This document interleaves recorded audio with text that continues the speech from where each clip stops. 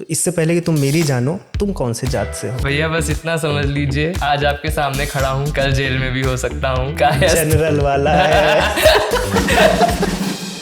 समाज में रहने वाले व्यक्ति के लिए रोटी से ज़्यादा इंपॉर्टेंट होता है उसका सेल्फ स्टीम। कभी किसी ने सैलरी पूछी होगी तो आप बढ़ा के ही बोले होंगे, क्योंकि आप चाहते हो ना वो सम्मान मुझे मिले। मैंने एक अटेम्प्ट दिया, मेरे 165 मार्क्स आए। हो सकता है अगर मुझे एक अटेम्प्ट और मिलता तो मैं जनरल के बराबर नंबर ले आता। जनरल के अगेंस्ट कास्ट डिस्क्रिमिनेशन कैसे हो सकता है? कर्नाटका में एक लड़का जा रहा था एग्जाम देने के लिए, उसने जनेऊ पहन रखा था, उसको नहीं जाने दिया। अब ब्राह्मण के अगेंस्ट डिस्क्रिमिनेशन कर रहे उसका जनेऊ देख के। मतलब मैंने भी बिल पढ़ा, तो ऐसा नहीं कि डायरेक्ट पनिशमेंट है। मतलब अगर किसी को दुश्मनी निकालनी है, उसकी आइडेंटिटी पब्लिक नहीं हुई, जिसके ऊपर कंप्लेन हुआ है उसकी आइडेंटिटी तो पब्लिक हो गई, उसकी इज्जत तो गई। आप ऐसा नहीं कर सकते हैं कि सड़क पर कोई है जिसको कुछ नहीं आता है, उसको आप इक्वालिटी या इक्विटी देने के लिए राजा के बगल बैठा देंगे।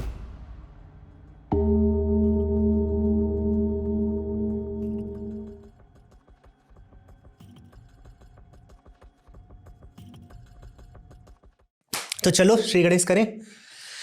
सभी साथियों, आप सभी का प्रयोगशाला की इस चतुर्थ प्रस्तुति में स्वागत है। बहुत खास प्रस्तुति होने वाली है। आज सजल ने स्पेशल रिक्वेस्ट की है कि भैया अपनी जात बताओ। तो आज जाति जाति का गेम खेला जाएगा और यहाँ पे किसी की जाति मुझे भी नहीं पता है। तो इससे पहले कि तुम मेरी जानो, तुम कौन से जात से हो?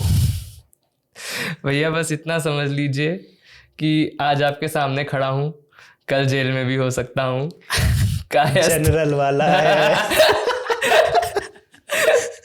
जेल जाने वाला काम ही ना करो ना। हाँ। यहाँ पे दर्शकों, आपको मतलब पिछले 2 साल से हमारी हाइपरक्वेस्ट की टीम है।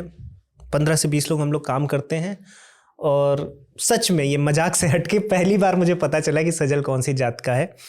नाम से पता चल जाए, जैसे हमें पता हो कि कोई पांडे है, शर्मा है, तो ठीक है, पता चल जाता है कि वो जनरल है। बाकी हम लोगों को किसी को पता नहीं रहता आइडिया ही है। नहीं है। लेकिन अभी रिसेंटली यूजीसी का बहुत ढेर सारा रिएक्शन आया, तो हम लोगों को भी ये हुआ कि इस पर बात करनी चाहिए और रिजर्वेशन पर बात करेंगे। रिजर्वेशन पर यूजीसी का क्या चल रहा है वो तो हम समझने का प्रयास करेंगे और हमने यूजीसी बिल को बहुत अच्छे से पढ़ा है, तो उस पर बात करेंगे। लेकिन उसके पहले reservation as a solution to India's problem, जो हिस्टोरिकल चीज़ें हुई हैं और उसके लिए क्या रिजर्वेशन सही सोल्यूशन है, या फिर रिजर्वेशन सही है तो जिस तरह से इम्प्लीमेंट हुआ है क्या वो सही है, इस पर बात होनी चाहिए। और फिर जो तुम्हें भाई जानना है या जो तुम बताओगे मुझे यूजीसी बिल के बारे में और क्या इंटरनेट पर चल रहा है, दर्शकों के लिए क्या लाभदायक है जानना, बिल्कुल, तो वो सब आज डिस्कस करते हैं। बिल्कुल बिल्कुल भैया। और मतलब पर्सनली मतलब मेरे कॉलेज लाइफ में, कैंपस लाइफ में जितना मैंने एक्सपीरियंस किया है, तो मैंने कभी ना अपने आसपास होते हुए देखा, ना मेरे फ्रेंड ग्रुप में किसी ने ऐसा कुछ डिस्क्रिमिनेशन किया है, ना। आप बीएचयू से हो? हाँ, मैं बीएचयू से हूँ। लेकिन फिर भी मैं इस बात को भी डिनाई नहीं कर सकता कि होता ही नहीं है, क्योंकि केसेस हमने देखे हैं। उसके बारे में भी हम लोग आगे और चर्चा करेंगे। लेकिन सबसे पहले तो मैं यही पूछना चाहता हूँ कि आपका रिजर्वेशन पे क्या टेक है, आपका क्या पर्सनल एक्सपीरियंस रहा है अपने कॉलेज लाइफ में, ये बताइए। तो अब मेरी जात आप पूछे हो तो चौरसिया हूँ, लेकिन ओबीसी कैटेगरी में हूँ। और रिजर्वेशन पे बात करना, जैसे बहुत बड़े पॉलिसी मेकर्स हैं जिन्होंने पॉलिसीज़ बनाई हैं और देश की स्थिति को समझते हुए उन्होंने पॉलिसीज़ बनाई कि चलो देश को हमें दोबारा खड़ा करना है। और 1947 या जब भी देश आज़ाद हुआ, उन्होंने कहा कि भाई ठीक है, यहाँ से हम हिस्ट्री को थोड़ा अलग करते हैं और अब एक एक सिटीजन के लिए हम अच्छी व्यवस्था को आगे लेकर आते हैं, सो दैट कि सभी आगे बढ़ें। अब मैं जो बोल रहा हूँ और जो मैंने एक्सपीरियंस किया है, ये मैं पर्सनल एक्सपीरियंस आपसे शेयर करता हूँ। और मेरा रिजर्वेशन पर क्या व्यू पॉइंट है, किस तरह का रिजर्वेशन होना चाहिए, और मैं इस अथॉरिटी से बोल रहा हूँ क्योंकि मैं रिजर्वेशन का फ़ायदा लिया हूँ। जब मैंने आईआईटी क्रैक की है, तो आईआईटी में उस समय शायद जनरल का कट ऑफ 183 के अराउंड था आईआईटी पटना में, और आईआईटी पटना के लिए मैं 165 पर मुझे मिल गया था एडमिशन। अब मैं कैसे देखता हूँ रिजर्वेशन को? मेरी फैमिली में सच में ये जो डिस्क्रिमिनेशन की बात है या फिर इक्वल अपॉर्चुनिटी की बात है, इसके नज़रिए से अगर मैं देखूं तो मेरी फैमिली में किसी को भी आईआईटी के बारे में नहीं पता था। ये ग्राउंड रियलिटी है। आप इसको चाहे फैब्रिकेशन मानो चाहे ना मानो, मेरी फैमिली में किसी को भी नहीं पता था आईआईटी क्या होती है। तो फर्स्ट अटेम्प्ट के आते तक तो मुझे पता ही नहीं था, जबकि मैं अपने कॉलेज का टॉपर था, स्कूल का 12th का, और मैं यूपी में मेरिट में था। मेरिट का मतलब ये है कि जो यूपी के सबसे टॉप 21 बच्चे हैं, मतलब आप ये समझ लो 10 लाख लोग तो बोर्ड एग्ज़ाम देते होंगे और भी ज़्यादा नंबर होगा, उसमें मैं 21 रैंक में हूँ और मुझे ये नहीं पता है कि आईआईटी क्या होती है। तो कहीं ना कहीं ये मेरी जो फैमिली है, अब ये मैं नहीं कहूँगा कि जनरल ने उनको ऐसा कुछ किया कि वो नहीं जानते थे, लेकिन समहाउ वो उसी, जैसे चौरसिया होते हैं ना, वो पान के काम में होते हैं, तो वो उसी में रहे और उनको नहीं पता है कि ये अपॉर्चुनिटीज़ हैं। तो वो मुझे पता चला वो अटेम्प्ट के बारे में। उसके बाद एक अटेम्प्ट था मेरे पास, तो कोचिंग के लिए भी मेरे पास पैसे नहीं हैं। तो यहाँ पर दोनों है, आर्थिक स्थिति भी खराब है और इन्फॉर्मेशन भी नहीं है, वो सामाजिक जो भी हो उसमें। यहाँ पर अगर मुझे 165 पर एडमिशन मिल जाता है तो कहीं ना कहीं वो एम्पावरमेंट मुझे मिली है। तो रिजर्वेशन से एक लाइफ तो सुधरी है जो मुझे दिख रही है। उसके बाद रिजर्वेशन मिलने के बाद मेरी क्या पर्सनल यात्रा रही है और यहाँ तक पहुँचने के बाद मैं रिजर्वेशन को अब कैसे देखता हूँ, तो वो जानना बहुत ज़रूरी है। तो मैंने ये इसलिए बताया कि मैं रिजर्वेशन पे कुछ बोलूँ उससे पहले लोग जाने कि मैं रिजर्वेशन को देखा हूँ। ऐसा नहीं है कि मैं बस बैठ के जज कर रहा हूँ। अब हम थोड़ी देर के लिए ये सब हटा देते हैं, जाति पाति, जनरल, ओबीसी, ये हम एक बार एक सजग नागरिक के अनुसार सोचते हैं। एक बार के लिए हम गवर्नमेंट भी हटा दें, बीजेपी, कांग्रेस, या मैं ये मान लूँ कि मैं 2 दिन के लिए प्रधानमंत्री बन गया हूँ। अब मैं रिजर्वेशन को कैसे देखूंगा और कैसे इम्प्लीमेंट करना चाहूँगा, ये मेरे पर्सनल ओपिनियंस है। बहुत बड़े बड़े थिंकर्स ने रिजर्वेशन को सोचा है, हो सकता है उन्होंने और डीपली सोचा हो, मैं कहीं गलत भी हूँ, लेकिन मेरा क्या व्यू है, चूंकि आपने मुझसे पूछा है तो मैं बताता हूँ। पहले तो किसी भी चीज़ का ऑब्जेक्टिव आपको पता होना चाहिए। अगर आपको ऑब्जेक्टिव क्लियर है, और मैं टीम में बार बार कहता रहता हूँ, आप लोगों से भी के भी साथ बैठता हूँ तो यही कहता हूँ, कोई भी काम करो ऑब्जेक्टिव क्लियर रखो। अगर आपका ऑब्जेक्टिव क्लियर है कि हमें अचीव क्या करना है, तो कैसे करना है ये बात का है। अगर आपने ये सोच लिया कि मुझे पाकिस्तान को हराना है, तो आपको ये पता है ना हराना कैसे, हराने का मापदंड होगा क्या। आप क्रिकेट में ही ले लो, तो मुझे ज़्यादा रन बनाने होंगे, उनको कम रन पे आउट करना होगा। ऑब्जेक्टिव तो पता है, कैसे करना है वो बात की स्ट्रेटेजी है कि आपके बैट्समैन कैसे खेलेंगे, पिच कैसी है, ये बात का है, बट आपको ऑब्जेक्टिव तो पता है। तो ऑब्जेक्टिव अगर हमें इस देश के लिए कुछ बनाना है, अगर एक भारत का एक स्वर्णिम भविष्य है, तो उसका ऑब्जेक्टिव क्या होगा? यही होगा कि भारत के जितने लोग हैं, अगर हमारे 150 करोड़ लोग हैं, तो सभी 150 करोड़ लोग जितने ज़्यादा टैलेंटेड होंगे, भारत के लिए फ़ायदा होगा। तो एक ऑब्जेक्टिव तो स्टेट का ये बनता है, सरकार का ये बनता है कि जितने भी लोग हैं वो अपना बेस्ट रियलाइज करें। तो पहला तो ये कि जितने भी लोग हैं वो बेस्ट करें, वो टैलेंटेड हों। जितना ज़्यादा हमारे पास पॉपुलेशन टैलेंटेड होगा उतना अच्छा है देश के लिए, इसको तो कोई नकारेगा नहीं। तो जब पहला गोल हमारा है कि सब टैलेंटेड बने। दूसरा क्या है, भारत एक सोसाइटी, एक समाज है, सब लोग टैलेंटेड हैं लेकिन एक समाज में रहते हैं। समाज में रहने वाले व्यक्ति के लिए रोटी से ज़्यादा इंपॉर्टेंट होता है उसका सेल्फ स्टीम, सम्मान। एक व्यक्ति चाहता है कि 2 रोटी कम मिले लेकिन मैं सम्मान से जीऊँ। तभी तो ये डिस्क्रिमिनेशन, कास्ट बेस्ड डिस्क्रिमिनेशन को हम सीरियसली ले रहे हैं, क्योंकि एक व्यक्ति का सम्मान है, आत्मसम्मान। अगर कोई है और उसको केवल इसलिए आप नीचा दिखा दो कि वो ऐसा पैदा हुआ है, तो उसका सम्मान, फैमिली, हाँ, तो उसका सम्मान ही है। इनफैक्ट अगर मैं भी हूँ या आप भी हो, कभी किसी ने सैलरी पूछी होगी तो आप बढ़ा के ही बोले होंगे, क्योंकि आप चाहते हो ना वो सम्मान मुझे मिले, है ना। तो हम समाज में मनुष्य ऐसे ही जीता है कि उसको सम्मान मिले। तो 2 बेसिक चीज़ है भारतीय नागरिक के लिए। एक तो ये है कि भाई सरकार का दायित्व है या भारतीय समाज का दायित्व है कि वो टैलेंटेड बने। दूसरा, उसको सम्मान मिले, वो सम्मानजनक जीवन जिए। क्या जो रिजर्वेशन हमने पिछले 75 सालों में लगाया है, क्या उसने ये चीज़ सॉल्व की है? वही मेरा प्रश्न है कि क्या रिजर्वेशन एक्चुअली डिस्क्रिमिनेशन को फिक्स कर सकता है जो हो रही तो रिजर्वेशन एज अ टूल आप लेके तो आए, लेकिन उसका ऑब्जेक्टिव क्या है? अब आप देखिए तो ये दोनों जगहों पर रिजर्वेशन जो अभी तक चलता आया है, मैं शुरू के 20 साल 25 साल छोड़ दीजिए, लोग बोलते हैं कि शुरू के 20 साल तक ही रहना था, 25 साल तक ही रहना था, आज तक घसीटता हुआ आया है। क्या उसने ये टैलेंट, लोगों को टैलेंटेड बनाया है भारत में और लोगों को सम्मान दिया है? ये दोनों जगह पे कहीं ना कहीं मेरा मानना है कि रिजर्वेशन फेल हुआ है। जिस तरह का रिजर्वेशन है, मैं रिजर्वेशन के अगेंस्ट नहीं हूँ, मैंने खुद उसका बेनिफिट लिया है, बट मुझे किस तरह का बेनिफिट मिलता, या मैंने जो देखा है जिनको रिजर्वेशन मिला है उनको किस तरह का बेनिफिट मिलता तो ज़्यादा अच्छा होता। मैं अगर प्रधानमंत्री होता तो मैं कैसे देखता। तो मैं ये कह रहा हूँ कि आप रिजर्वेशन जिस तरह से दे रहे हैं उसका तरीका बदलना चाहिए।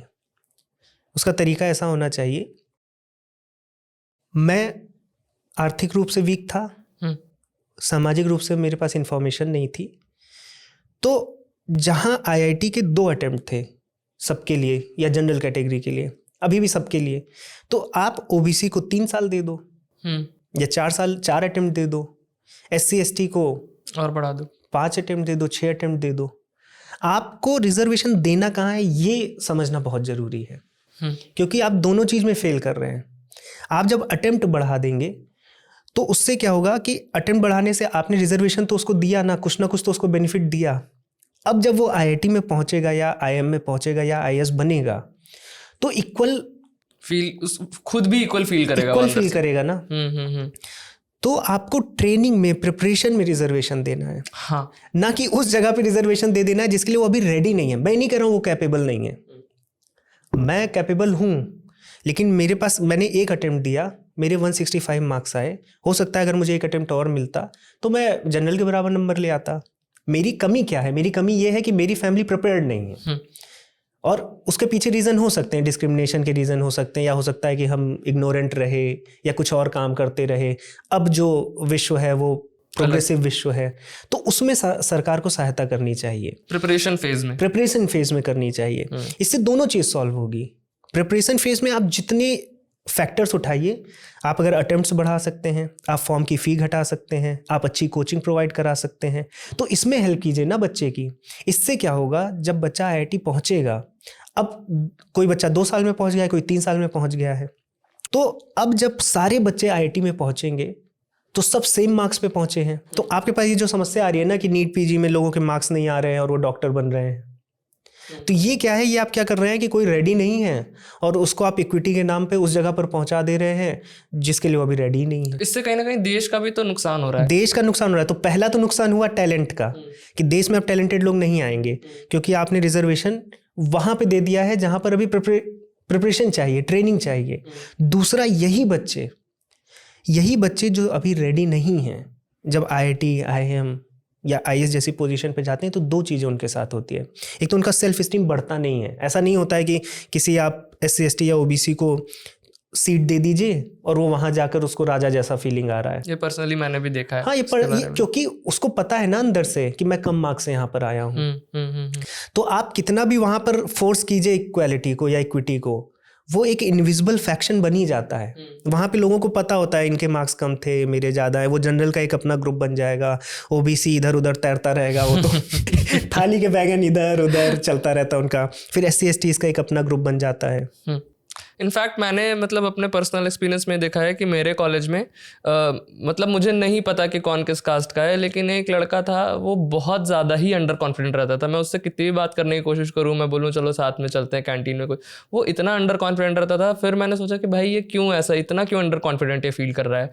तब मैंने उससे पूछा नहीं डायरेक्टली, लेकिन मैंने ही ये रियलाइज किया कि शायद ये एससी या एसटी कम्युनिटी से है, इसकी वजह से खुद में ही इतना अंडर कॉन्फिडेंट फील कर रहा है कि वो घुल मिल नहीं पा रहा है हमारे साथ। अब आप सोचिए वो बच्चा, वो आईआईटी के अंदर है, आईएम के अंदर है, और वो बच्चा बस इस वजह से उसकी सेल्फ स्टीम अभी तक नहीं बढ़ पाई, जबकि हम स्वतंत्रता के 75 साल बाद आ गए हैं, क्योंकि उसको प्रिपरेशन में आप ऐसा नहीं कर सकते हैं कि कोई एक सड़क पर कोई है जिसको कुछ नहीं आता, एक भिखारी है, और उसको आप इक्वालिटी या इक्विटी देने के लिए राजा के बगल बैठा देंगे।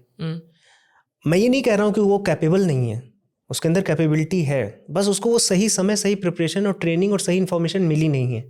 आपका काम है उसको टैलेंटेड बनाना। उसके लिए आपको उसको ट्रेनिंग देनी है, उसको सब्सिडी देनी है, उसको कोचिंग देनी है, उसको स्पेशल इंस्टीट्यूट्स या टीचर्स देने हैं। वो देंगे ना तो 2 चीज़ें सॉल्व होंगी। वो टैलेंटेड बनेगा, टैलेंट ग्रो करेगा। दूसरा, उसकी सेल्फ स्टीम इतनी बढ़ जाएगी कि फिर वो, उसको ये नहीं है कि मैं यहाँ पर लाया गया हूँ, ग्रेस मार्क्स से मैं यहाँ पर आया हूँ। वो आँख में आँख मिलाकर, और ये नहीं है कि आँख में आँख मिलाना बस ज़बरदस्ती, वो इंटरनल आएगा, कॉन्फिडेंस आएगा। और ये कॉन्फिडेंस की कमी रहती है। मैं आईआईटी में था, ये तो मैं एक छोटा सा सैंपल है मेरे पास, मैं ये नहीं बोल रहा हूँ कि यही होता होगा हर जगह, बट मैंने जो पर्सनली देखा, मेरे बैच में 40 बच्चे थे, कुछ बच्चे एससी एसटी थे, कुछ ओबीसी थे और बाकी जनरल थे।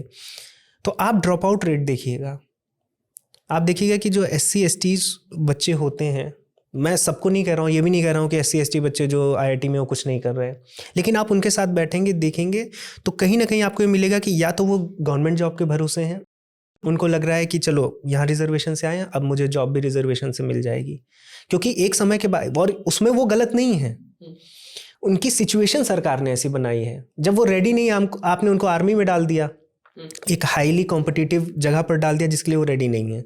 अब वहाँ वो कोप कैसे करेंगे, क्योंकि IIT ऐसा तो नहीं आप पहले साल वहाँ मजे चल रहे हैं, हर 2 महीने पे असाइनमेंट है, क्लासेस हैं, और वो इतना, मैं खुद इंग्लिश नहीं बोल पाता था वहाँ, तो मैंने कोप किया है ना चीज़ों को। तो आप कितना प्रेशर झेल सकते हैं, उस चीज़ के लिए आप कितने रेडी हैं। वहाँ पर आप देखिएगा 1 साल 1.5 साल 2 साल मेरे सामने एक SC ST ग्रुप का एक बच्चा था, वो गायब ही हो गया 2 साल बाद। कोप नहीं कर पा रहा था, कोप नहीं कर पा रहा है, गायब ही हो गया। और उसके बाद बाकी जो बच्चे होते हैं ज़्यादातर वो उसमें चले जाते हैं कि ठीक है यहाँ जॉब नहीं मिलेगी तो हम रिजर्वेशन वाली कोई जॉब ढूंढेंगे। तो आप कर क्या रहे हैं, ठीक है उनकी लाइफ अच्छी हो जाएगी, बट क्या यही गोल है कि किसी को सैलरी मिल जाए? क्या उनकी कोई सेल्फ एस्टीम नहीं है? क्या उनको टैलेंटेड बनाना सरकार का गोल नहीं है? तो मेरा रिजर्वेशन पे ये है कि अगर ऑब्जेक्टिव देश के सभी नागरिक को टैलेंटेड बनाना है और सभी नागरिकों के अंदर एक आत्मसम्मान लाना है, तो आपको ये पुरानी जो रूढ़िवादी चीज़ें उनसे आगे आना होगा। आप ये फ्रीबीज ही हो गई हैं कि आप फ्रीबी देते चले जा रहे हो, आपको ऐसा सिस्टम डिज़ाइन करना होगा। रिजर्वेशन बुरा नहीं है, लेकिन रिजर्वेशन कहाँ अप्लाई करने का तरीका, रिजर्वेशन आपको प्रिपरेशन में देना है। जैसे मैं 165 मार्क्स आए मेरे और मैं IIT में हूँ, तो अब क्या है 4 साल का करिकुलम है, तो पहले साल मैंने मेहनत कर ली तो मैं जनरल के बराबर उस पर आ गया। उसके बाद मैं ऑलमोस्ट सभी एग्ज़ाम में टॉप 5 टॉप 3 में रहा हूँ मैकेनिकल में।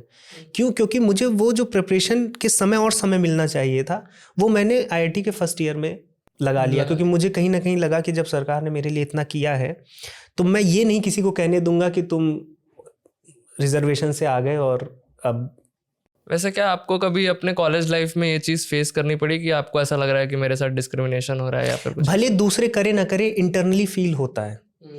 क्या होता है इसमें, क्योंकि आपके अंदर मन में है ना कि मेरे मार्क्स कम हैं। जिस सीट के लिए 183 चाहिए आप 165 पे गए हैं, तो आप राजा नहीं बन सकते, कितना भी कोई भी आपको वहां पहुंचाया हो।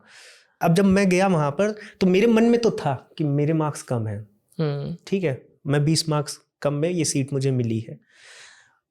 अब वो जो मेरे मन में है वो मेरे मन में तब तक रहेगा जब तक मुझे ये लगेगा कि यार मैं कैपेबल नहीं हूँ। हाँ, 2-3 एग्जाम के बाद, सेमेस्टर्स के बाद जब मुझे लगा नहीं मैं इनके बराबर मार्क्स ला सकता हूँ, रैंकिंग भी आने लगी, मेरी रैंक आने लगी, तब मेरे अंदर से वो गया कि नहीं मैं भी कैपेबल हूँ। और इनफैक्ट बहुत ढेर सारे मेरे जनरल फ्रेंड्स भी थे जो जानते थे, वो भी मुझे बोलते थे कि जैसे कि OBC में और भी 1-2 लड़के थे जो बहुत अच्छा करते थे। तो मेरे जो पर्सनल फ्रेंड थे, सारे तो नहीं बोलूँगा, एक मेरा दोस्त था जनरल कैटेगरी में है, विट्ठल। अब विट्ठल के बारे में मैं बताऊँ, ना उसके मम्मी है ना उसके पापा हैं, बचपन में ही चले गए। और कभी वो बुआ के घर में पला बढ़ा, कभी चाचा के घर में। अब सोचिए उसकी कंडीशन तो मुझसे भी ख़राब है, लेकिन वो जनरल का है। उसने उस कंडीशन में लड़ते हुए 183-4 के ऊपर मार्क्स लाया और वहाँ पर है। और वो मेरा बहुत अच्छा दोस्त बन गया, क्योंकि वो हिंदी बोलता था, मैं हिंदी बोलता, वो कानपुर का था, मैं अयोध्या का था। उसने मुझे बोला कि तुम ये मत सोचो कि तुम OBC से आए हो, और ये सब सारे बच्चों को लगता है कोई एक्सप्रेस करे या ना करे। वो मुझे बोलता था कि देखो वो भी तो OBC है लेकिन मुझसे ज़्यादा मार्क्स पा रहा है, तो तुम भी लाओ भाई, तुम प्रूव करो ना। अब तुम्हें सीट मिल गई तो उसको लेके क्या बैठे रहोगे। तो उसने जब ऐसा बोला तो मैं और लग गया कि भाई अब ठीक है, एक जगह मुझे रिजर्वेशन मिला, अब मैं प्रूव करूंगा। और फिर वो प्रूव करने में वो सेल्फ एस्टीम आ गई, आज मैं कहीं भी खड़ा हो सकता हूँ। तो ये करना है सरकार को कि आप बच्चे जिस जगह पर पहुंच रहे हैं, जिस जगह के लिए बहुत हाई प्रेशर सिचुएशन जहाँ पर है, बहुत हाई परफॉर्मिंग ट्रेनिंग्स जहाँ पर है, एटलीस्ट वहाँ पर रेडी करके बच्चों को भेजें। नहीं तो आप कुछ सॉल्व नहीं कर रहे हैं, आपको लग रहा है कि हम इक्विटी दे रहे हैं, सॉल्व कुछ भी नहीं हो रहा है। तो ये मेरा पूरा ओवरऑल रिजर्वेशन पे, रिजर्वेशन होना चाहिए, बट रिजर्वेशन कहाँ देना है इसको एक बार सरकार सोचे। तो आई थिंक कि रिजर्वेशन पे तो काफ़ी क्लैरिटी मिली है। अब हम लोग थोड़ा प्रेजेंट सिचुएशन पे भी आते हैं, UGC पे आ जाते हैं, UGC बिल पे आते हैं। UGC पर आते हैं। तो अब UGC को हमने पढ़ा है, मुझे ऐसा लग रहा है कि UGC का इंटेंशन तो सही है, कि यूनिवर्सिटी कैंपस में कोई भी डिस्क्रिमिनेशन ना हो। इनफैक्ट मुझे ऐसा लगता है अगर ओबीसी भी डिस्क्रिमिनेट करता है तो उसके लिए भी सजा का प्रावधान है। हाँ। तो जनरल को क्या प्रॉब्लम, मतलब आप जनरल कैटेगरी से हो, आप समझाओ कि आपको क्या समस्या है यूजीसी बिल से, और बिल से ही आप बताओ। एग्जैक्टली। यूजीसी बिल को लेके मेरा पर्सनल ये है कि डिस्क्रिमिनेशन हो रहा है, वो हम देख रहे हैं, उसके बारे में हम और बात करेंगे। तो उसके प्रोटेक्शन के लिए ये बिल लाना ज़रूरी है कि अगर कोई करने की सोच भी रहा है तो वो ना करे। लेकिन जो सबसे बड़ी प्रॉब्लम है, कुछ जो सबसे बड़ी प्रॉब्लम्स है मेरी as a general caste student इस बिल से, कि इस बिल का जो ऑब्जेक्टिव है, जैसे आपने ऑब्जेक्टिव के बारे में बात किया कि ऑब्जेक्टिव आपका क्लियर होना चाहिए, वो उस ऑब्जेक्टिव में ही मुझे थोड़ी सी गलती दिख रही है। अच्छा। जैसे ये बिल कह रहा है कि हमें डिस्क्रिमिनेशन रोकना है, किसी भी उसमें डिस्क्रिमिनेशन नहीं होना चाहिए, रिलीजन को लेके, रेस को लेके, जेंडर को लेके, प्लेस ऑफ बर्थ को लेके, कास्ट को लेके, डिसेबिलिटी को लेके, कुछ भी नहीं होना चाहिए। लेकिन यहाँ पे स्पेशल मेंशन है particularly in the case of scheduled caste, scheduled tribes, socially and educationally backward classes and economically weaker sections, person with disability or any of them. Particular mention है इनका, इसमें जनरल कास्ट का कोई mention ही नहीं है कि भाई आप ये मेंशन कर दो ना, आप कॉमन मेंशन कर दो कि किसी के साथ भी नहीं होना चाहिए। आपने पर्टिकुलरली इनका मेंशन किया है, और जनरल कास्ट जो कि जनरल के अगेंस्ट कास्ट डिस्क्रिमिनेशन कैसे हो सकता है? मैं बताता हूँ कैसे हो सकता है। फॉर एग्जाम्पल अभी हमने कुछ केसेस देखे हैं कि कर्नाटका में एक लड़का जा रहा था एग्जाम देने के लिए, उसने जनेऊ पहन रखा था, उसको नहीं जाने दिया। ये तो एक डिस्क्रिमिनेशन ही है ना, आप ब्राह्मण के अगेंस्ट डिस्क्रिमिनेशन कर रहे हो उसका जनेऊ देख के। एक और केस है, एक एलएलबी का स्टूडेंट है अक्षत शुक्ला नाम का, उसने सुसाइड कर लिया था। क्यों? वो ब्राह्मण था और उसके चोटी जो उसकी शिखा है और उसके जनेऊ को लेके मजाक उड़ाया जा रहा था, उसने सुसाइड कर लिया था। ये तो हमने केसेस सुने हैं कि एक SC ST स्टूडेंट है, उसको लेके उस डिस्क्रिमिनेशन वो फेस कर रहा था तो उसने किया है। तो ये तो डिस्क्रिमिनेशन है, लेकिन जो अक्षत शुक्ला के साथ हुआ, क्या वो डिस्क्रिमिनेशन नहीं है? क्या उसको प्रोटेक्शन की ज़रूरत नहीं है?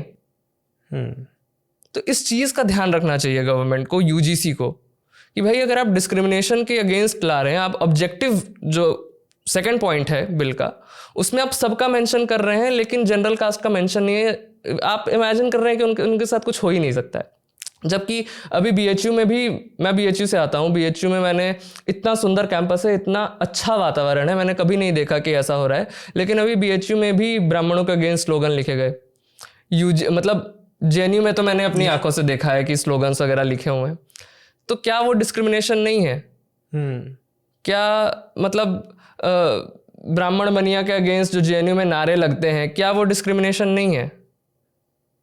तो ये चीज़ें होती हैं ना, ये हम लोग अपनी आंखों से देखते हैं, सोसाइटी में ये भी चीज़ें हो रही हैं, तो उसके अगेंस्ट भी आप कीजिए ना। अगर आप डिस्क्रिमिनेशन को ख़त्म करना चाह रहे हैं तो हर तरीके के डिस्क्रिमिनेशन को ख़त्म कीजिए। इसके अलावा जो इस बिल का 3(1)(c) है, जो पॉइंट है, जिसमें वो लोग कास्ट बेस्ड डिस्क्रिमिनेशन को डिफाइन कर रहे हैं कि कास्ट बेस्ड डिस्क्रिमिनेशन किसको कहते हैं।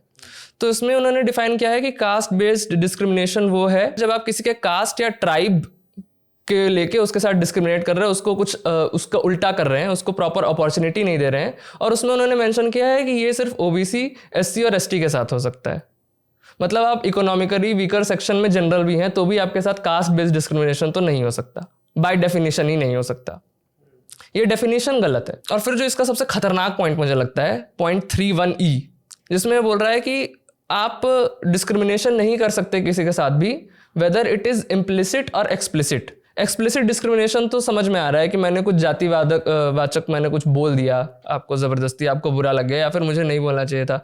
इम्प्लिसिट क्या होता है? अगर मेरा मन नहीं है, फॉर एग्जांपल आप या फिर कोई स्टूडेंट जो OBC का है, वो मेरे पास बैठने आया, मैं उस टाइम कुछ असाइनमेंट कर रहा हूँ, मुझे बिजी हूँ, मैं बोल रहा हूँ भाई अभी तू जा, मैं बाद में बात करूँगा, तो अब वो उसको मान ले कि भाई ये मेरे साथ डिस्क्रिमिनेशन हुआ है। इम्प्लिसिट में तो कुछ भी आ सकता है ना, आपने इम्प्लिसिट लिख दिया, उसको डिफाइन नहीं किया। ये भी बहुत खतरनाक तरीके से इसका यूज़ हो सकता है। फॉर एग्जांपल कॉलेज में दो लोगों के बीच में लड़ाई हो गई किसी वजह से, लड़की की वजह से ही लड़ाई होगी, यूनिवर्सिटी कॉलेजेस में होता है।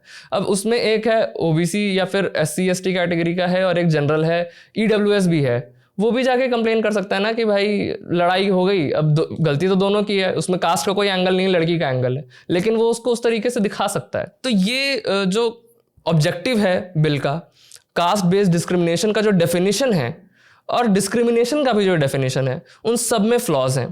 पर इसमें सजल ये भी तो है, मतलब मैंने भी बिल पढ़ा तो ऐसा नहीं कि डायरेक्ट पनिशमेंट है, अगर कोई आपको एक्यूज़ करता है, आपके खिलाफ कोई कंप्लेंट आती है, तो एक कमेटी बनेगी, इक्विटी कमेटी, वो फिर 10 दिन या 15 दिन उस पर रिसर्च करेगी और अगर गिल्टी होगी तब आप पर एक्शन लिया जाएगा। तो ऐसा नहीं है कि किसी ने बोल दिया तो डायरेक्ट आपको पनिश कर दिया जाएगा। उस पर इंक्वायरी बैठेगी और इंक्वायरी बैठने के बाद ही उस पर एक्शन होगा। तो फिर मुझे नहीं समझ में आ रहा कि क्यों जनरल कैटेगरी इस चीज़ के लिए प्रोटेस्ट कर रहा है कि उनको तो कोई भी एक्यूज़ कर देगा और पनिश कर देगा, जबकि एक बिल में ये सुविधा है, एक प्रोविज़न है कि इंक्वायरी बैठेगी और उसका असेसमेंट होगा और उसके बाद ही एक्शन लिया जाएगा। इसमें 2-3 पॉइंट्स हैं मेरे जो मैं क्लैरिफाई करना चाहता हूँ। जैसे फॉर एग्जांपल इसमें इस बिल में यह है कि जो भी कंप्लेन करेगा उसकी आइडेंटिटी हाइड की जाएगी, अगर वो चाहेगा तो। मतलब मुझे ऐसा लगता है कि 90% ऑफ द केसेस में वो गोपनीय ही रहना चाहेगा, ये मेरा इवैल्यूएशन है। तो उसकी आइडेंटिटी वो हाइड करके, मतलब अगर किसी को दुश्मनी निकालनी है वो ऑफ कोर्स अपनी आइडेंटिटी हाइड करके ही कंप्लेन करेगा। उसकी आइडेंटिटी पब्लिक नहीं हुई, जिसके ऊपर कंप्लेन हुआ है उसकी आइडेंटिटी तो पब्लिक हो गई कि भाई इसने किया है, उसकी इज्जत तो गई। उसके बाद मैं इक्विटी कमेटी पे भी ये चीज़ कमेंट करना चाहता हूँ कि उसमें 6 पॉइंटर्स हैं कि आपको इनको रखना है, जैसे हेड ऑफ जो इंक्वायरी करेगा। हाँ, जो इंक्वायरी करेगा। और उसमें भी ये है कि आपको शेड्यूल कास्ट, शेड्यूल ट्राइब और अदर बैकवर्ड क्लासेस, एक पर्सन विद डिसेबिलिटी और एक फीमेल का आपको वो करना है, रिप्रेजेंटेशन होना चाहिए इस इक्विटी कमेटी में। उसमें भी आपने जनरल कास्ट का मेंशन नहीं किया कि एक जनरल कास्ट का भी रिप्रेजेंटेशन उसमें होना चाहिए। मतलब भले आप ये बोल सकते हैं कि पर्सन ऑफ डिसेबिलिटी किसी भी कास्ट का हो सकता है, महिला किसी भी कास्ट की हो सकती है, उससे मतलब नहीं, लेकिन अगर आप इनका पर्टिकुलर मेंशन कर रहे हैं तो जनरल कास्ट का भी एक पर्टिकुलर मेंशन कर दीजिए, उसमें क्या दिक्कत हो रही है। सबसे पहले तो इक्विटी कमेटी के गठन में भी जो चीज़ें डिस्कस हुई हैं उसमें भी थोड़ी सी दिक्कत है। अब फॉर एग्जांपल कि जिसके ऊपर आरोप लगा है वो इक्विटी कमेटी के इन्वेस्टिगेशन से संतुष्ट नहीं है, तो उसमें अपील का प्रावधान है कि वो लोकपाल के पास जाके अपील कर सकता है, और फिर जिसके ऊपर आरोप लगा है तो वो लोकपाल को जाके कंप्लेन कर सकता है और फिर अपील कर सकता है, और फिर जो इन्वेस्टिगेशंस आगे होगी, मान लीजिए कि बाद में अगर वो निर्दोष पाया गया तो ठीक है, वो निर्दोष पाया गया, लेकिन जिसने कंप्लेन की क्या उसके ऊपर उसको कुछ सज़ा मिलेगी फॉल्स कंप्लेन की? उसका कोई पॉइंट ही नहीं है इस पूरे रेगुलेशन में। और जहाँ तक मैंने सुना है कि जो ड्राफ्ट्स बने थे इसके पहले उसमें था ये सेफ्टी गार्ड दिया गया था, लेकिन जो फाइनल रेगुलेशन रिलीज हुआ उसमें सेफ्टी गार्ड हटा दिया गया। इसके पीछे का कोई लॉजिक मुझे समझ नहीं आ रहा है।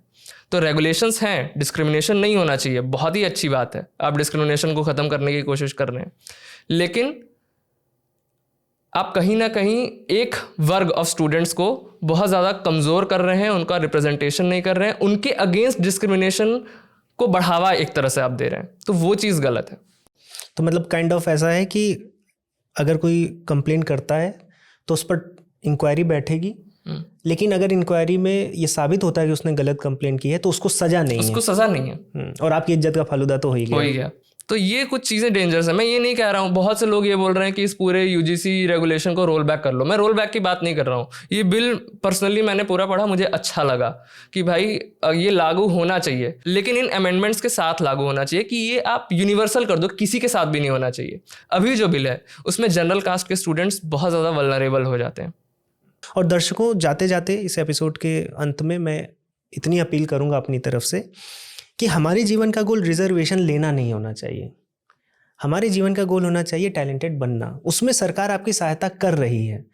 बहुत से बच्चों को रिजर्वेशन मिल जाता है तो वो छोड़ देते हैं चीज़ें। मुझे जब रिजर्वेशन मिला तो मैंने ये मेक श्योर किया कि मैं वो स्टूडेंट हूँ अपने आईआईटी का जिस पर आईआईटी या आगे आने वाली सभी जनरेशन्स को एक कम से कम हो कि ये कोई था। मुझे रिजर्वेशन मिला, सरकार ने मेरी इतनी हेल्प की, आगे मुझे कभी रिजर्वेशन की आवश्यकता ना पड़े, ना मुझे ना मेरी फैमिली में आने वाली किसी जनरेशन को। इनफैक्ट जब कॉलेज में कंपनीज आना शुरू हुई तो बहुत ढेर सारी कंपनीज रिजर्वेशन पे तो देती नहीं है आपको जॉब, टाटा मोटर्स तो देती नहीं, बट मैं वो पहला बच्चा था पूरे अपने बैच में जिसको टाटा की जॉब मिली थी। तो मैंने मेक श्योर किया था कि मैं किसी भी एंड से अपने टैलेंट को जस्टिफाई इस तरह से कोई ये कह ना पाए कि तुमको तो बस भेजा गया है, मिल गया। तो ये एक सेल्फ एस्टीम की बात है और मैं चाहूँगा कि जितने भी लोग देख रहे हैं रिजर्वेशन को गोल मत बनाएं। हाँ, आप कहीं कम पढ़ रहे हैं, आपकी कुछ समस्या थी, सरकार ने आपकी सहायता की है, तो उसके लिए ग्रेटिट्यूड रखते हुए देश के लिए आप कितना बेस्ट कर सकते हैं, ये नहीं कि फिर आप उसको एक अपना जीवन जीने का मैकेनिज्म बना लीजिए और सरकार का या देश के रिसोर्सेज को आप किसी तरह से कंज्यूम कर रहे हैं। देश को हम कितना दे सकते हैं। दूसरा जो मैंने रिजर्वेशन पे बोला कि सरकार को अब ये भी सोचना चाहिए कि रिजर्वेशन किस तरह से देना है कि हम उनका सेल्फ एस्टीम भी बढ़ा पाएँ, हम उनका टैलेंट भी बढ़ा पाएँ, और देश में ऐसा ना हो, क्योंकि हम यही तो बात कर रहे हैं कि क्रिकेट में रिजर्वेशन नहीं है तो हम बेस्ट हैं, इसरो में रिजर्वेशन नहीं है तो हम बेस्ट हैं, या जहाँ जहाँ आर्मी है हमारी, या जहाँ जहाँ हमारा रिजर्वेशन नहीं दिखता है, जहाँ हम टैलेंट को ऊपर रखते हैं वहाँ देश अपने आप शाइन करता है। तो अगर हम रिजर्वेशन में भी टैलेंट को ऊपर रख दें, एग्जैक्टली, कि हम टैलेंट बनाएंगे, हमारी जो ऐसी जातियां हैं, ऐसे जो वर्ग हैं जो पीछे हैं, गोल हमारा उनको टैलेंटेड बनाने का है। गोल हमारा ये नहीं कि उनको दे देने का है। दे देने से वही तो समस्या आ रही है कि फ्रीबीज हैं कि हम बिजली दे रहे हैं, ये दे रहे हैं, और वो सरकार का जो पॉलिटिकल तंत्र है वो उसका एक्सप्लॉयटेशन कर रहा है। एग्जैक्टली। आप लोगों के अगर कुछ पॉइंट्स हैं इस बिल पर या फिर ओवरऑल रिजर्वेशन पे तो कमेंट में ज़रूर बताएं। कुछ क्वेश्चन है तो उसको भी पूछें, हम लोग नेक्स्ट एपिसोड में लेंगे। और पिछले एपिसोड के कुछ कमेंट्स होंगे वो हम अगले एपिसोड में दोनों ले लेंगे। ये बहुत इंपॉर्टेंट टॉपिक था जिस पर हमें बात करनी थी। तो बढ़िया इस पर बात हुई और हमारी आवाज़, देश की जनता की आवाज़ सरकार तक पहुँचे और एक बेहतर भारतीय समाज बने, यही ऑब्जेक्टिव होना चाहिए। इसके अलावा अगर आप 1947 में हिस्ट्री को फ्रीज करके एक एक सिटीजन के बारे में सोच रहे हैं, भारतीय संविधान सबको आगे लेकर जाना चाह रहा है, एक एक सिटीजन के पीछे खड़ा है, तो फिर अब यहाँ पर इस तरह के डिस्क्रिमिनेशंस नहीं होने चाहिए, जहाँ पर किसी के साथ भी नहीं होने चाहिए। तो इस एपिसोड में पर समाप्त करते हैं। अब हम लोग मिलेंगे नेक्स्ट 5वें, बहुत तेजी से आगे बढ़ रहा है प्रयोगशाला, 5वीं प्रस्तुति में हम बहुत इंटरेस्टिंग टॉपिक आने वाला है। तो बने रहिए। चलिए, जय श्री राम। जय श्री राम।